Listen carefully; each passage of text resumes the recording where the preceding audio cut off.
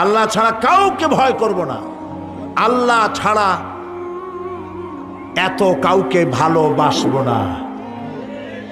সব থেকে ভালোবাসবো কারে? আল্লাহকে। ভয় করব কারে? আল্লাহ পাককে। আল ঈমানু বাইনাল খাউফি ওয়ার রাদা। ঈমান হচ্ছে দুটি জিনিসের মধ্যে, ঈমান এবং আশা। ঈমান এবং আশা,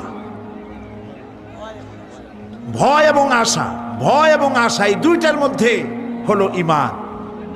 হযরত ওমর রাদিয়াল্লাহু তাআলা আনহু কিয়ামতের দিন তিনি বলেন, কিয়ামতের দিন আল্লাহ রাব্বুল আলামিন যদি বলেন পৃথিবীর সমস্ত মানুষ জান্নাতে চলে যাবে, একটা মানুষ মাত্রই জাহান্নামে যাবে, আমি আল্লাহ পাককে এত ভয় পাই, হতে পারে সেই ব্যক্তি আমি ওমর হয়ে যেতে পারি। আর যদি কিয়ামতের দিন আল্লাহ রাব্বুল আলামিন বলেন একটি মাত্র মানুষ জান্নাতে যাবে আর সব জাহান্নামে যাবে, আমি আমার আল্লাহকে এত আশা করি, এতই তার উপরে আশা রাখি যে সেই ব্যক্তি আমি ওমর হয়ে যেতে পারি। ভয় এবং আশা এই দুটির ভিতরেই হয়েছে ঈমান।